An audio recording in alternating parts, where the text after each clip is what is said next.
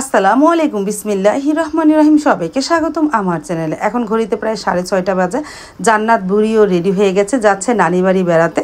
তারপর জান্নাত বুড়ির সাথে কিছুক্ষণ কথা বললাম। দেখো না, সে একটা ব্যাগ নিয়েছে, মাশাআল্লাহ। জান্নাত বুড়িকে কতটা সুন্দর লাগতেছে।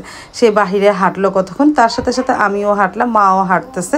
ওদের এখন যদি সিএনজি আসে নাই, সিএনজি আসলে সিএনজি করে চলে যাবে নানুর বাসায়।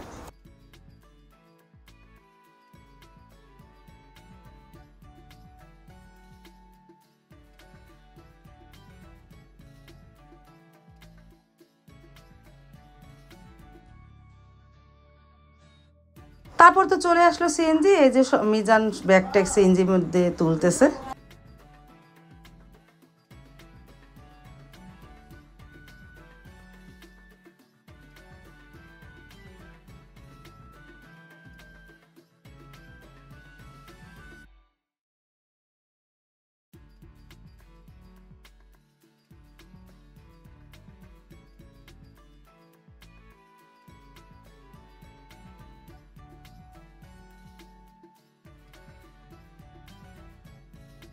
চলে যাচ্ছে নানুর বাড়ি জান্নাত বুড়ি।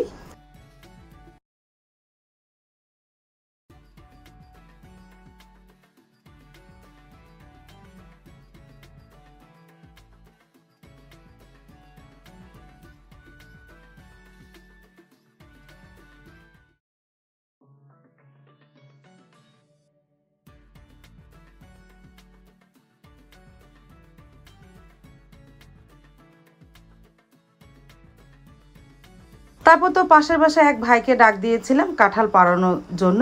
গতকালকে তো একটা কাঁঠাল পড়ে, মানে পাকা কাঁঠাল পড়ে একেবারে কি হয়ে গেছে। এই জন্য মনে করলাম এক গাছের আগায় যে কয়টা কাঁঠাল আছে সেগুলো পেরে ফেলি। তারপরে এই যে কাঁঠালগুলো সব পেরে ফেললাম। তারপরে রান্নাঘরে চলে আসলাম। মার জন্য রুটি ভাজি আর ডিম পোস্ট করি, এই মার নাস্তা। আর চা বানাবো, আমরা চা খাবো।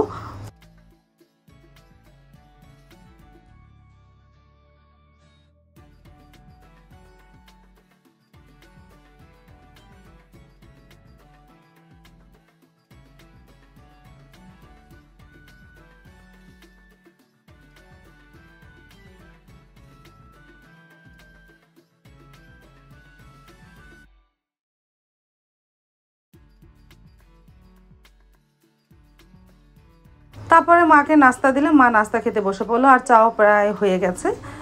চা নিয়ে আসি, সাইদুলের বাবা আর আমি খাবো না। সাবা তো সকালে উঠেই পড়তে বসে পড়েছে।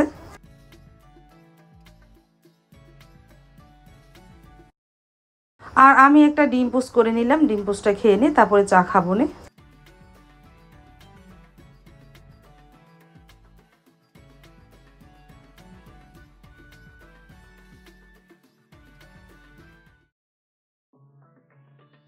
তারপরে সাইদুলের বাবাও চলে আসলো, চা খেয়ে নিল, আমিও খেয়ে নিলাম।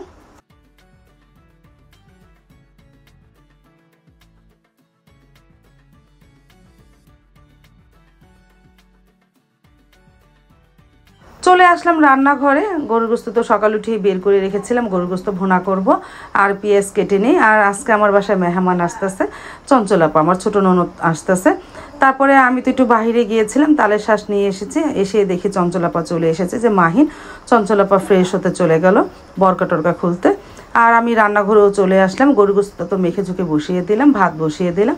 আর ডাল রান্না করব আর কারকল ভাজি করব, এই দুপুরের মেনু। তাহলে আস্তে আস্তে রান্নাও করি। ভাতটা ঠিকা দিয়ে ডালটা বসিয়ে দিলাম। আর এদিকে আস্তে আস্তে গরু গোস্তটা কষানো হচ্ছে।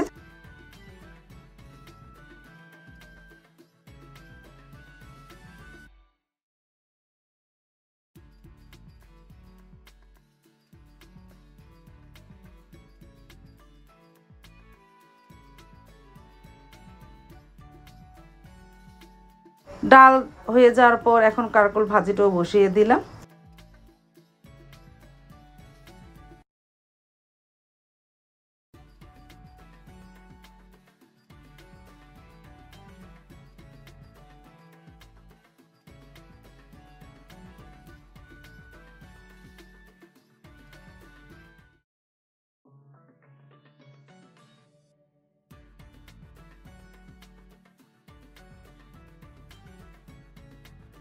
এই যে ডালটা নামিয়েছি, ডালের মধ্যে আম দিয়ে দিয়েছি, ঘুটুনি দিয়ে ঘুটে পানি দিয়ে আরও কিছুক্ষণ জাল দিব। আম দিয়েছি তো কিছুক্ষণ জাল দিয়ে রসুন আর পেঁয়াজ আর জিরা দিয়ে বাগার দিব, তাহলে আলাদা একটা ফ্লেভার আসে।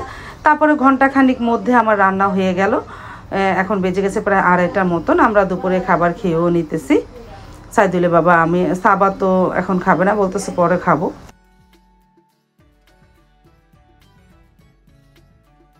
এই যে চঞ্চলাপা রাইসে আমরা খেতেও বসে পড়লাম, মাও বসেছে।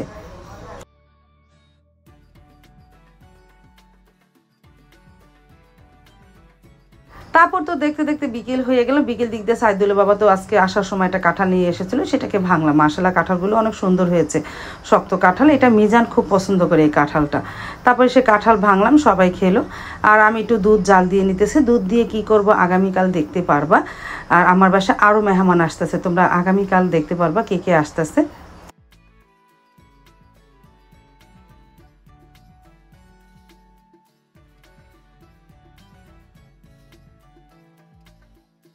সন্ধ্যার সময় আরেক কাকা দুধ দিয়ে গেল। এই দুধটা এখন ফ্রিজে রেখে দেয়। মা তো প্রতিদিন দুধ দেয়, আধা কেজি করে ফ্রিজে রেখে দেয়। ফ্রিজের দুধ শেষ হয়ে গেছে। তারপরে বেজে গেল প্রায় 8:30টার মতন। এই যে আমরা সবাই বসে আম খাচ্ছি। এই আমগুলো দেশি আম, খুব মজা খেতে, খুবই ভালো লাগলো।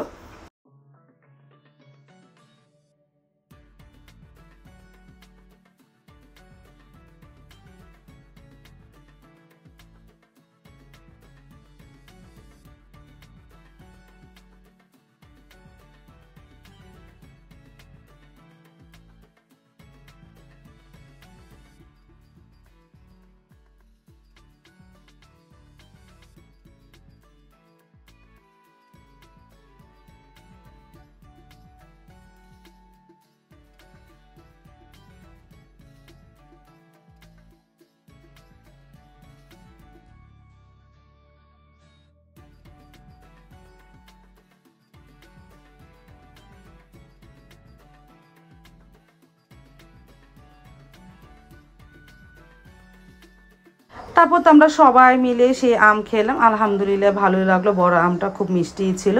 আজ তাহলে এই পর্যন্ত, দেখা হবে আগামীকালকে নতুন আরেকটা ব্লগ নিয়ে। আল্লাহ হাফেজ।